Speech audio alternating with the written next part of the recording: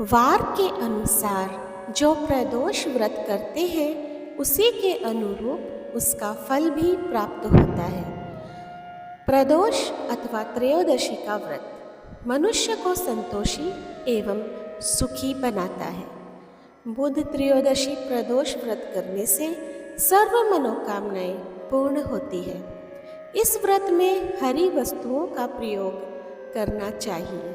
शंकर शिव जी की आराधना धूप बेलपत्र आदि से करनी चाहिए।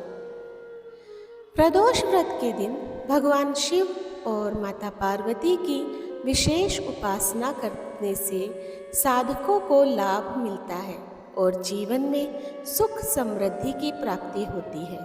कहा जाता है कि जिस व्यक्ति पर भोलेनाथ की कृपा होती है उसके जीवन में सुख समृद्धि और खुशहाली बनी रहती है।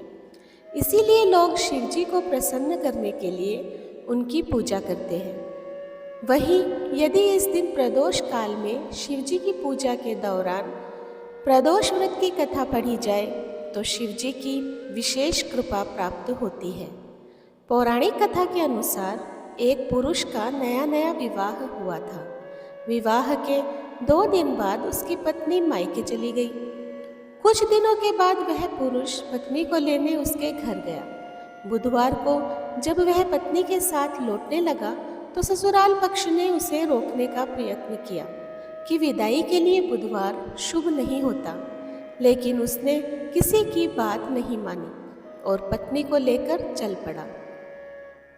नगर के बाहर पहुंचने पर पत्नी को प्यास लगी। पुरुष लोटा लेकर पानी की तलाश में चल पड़ा। पत्नी एक पेड़ के नीचे बैठ गई। थोड़ी देर बाद पुरुष पानी लेकर वापस लौटा। तब उसने देखा कि उसकी पत्नी किसी के साथ हंस हंस कर बातें कर रही है और उसके लोटे से पानी भी पी रही है। उसको क्रोध आ गया। वह निकट पहुंचा तो उसके आश्चर्य का कोई ठिकाना न रहा, क्योंकि उस आदमी की सूरत उसी की भांति थी। पत्नी भी सोच में पड़ गई। दोनों पुरुष झगड़ने लगे। भीड़ इकट्ठी हो गई। सिपाही आ गए। हम शक्ल आदमियों को देख वे भी आश्चर्य में पड़ गए। उन्होंने स्त्री से पूछा उसका पति कौन है, लेकिन महिला दोनों पुरुषों की एक जैसी शक्ल होने की वजह से अपने पति को पहचान नहीं पाई। इसके बाद पुरुष ने भगवान शिव से प्रार्थना की। उसने शिव जी से कहा, हे भगवान, हमारी रक्षा करें। मुझसे बड़ी भूल हुई कि मैंने सास ससुर की बात नहीं मानी और बुधवार को पत्नी को विदा कर लिया। मैं भविष्य में ऐसा कदापि नहीं करूँगा। जैसे ही उसकी प्रार्थना पूरी हुई, दूसरा पुरुष अंतर्ध्यान हो गया।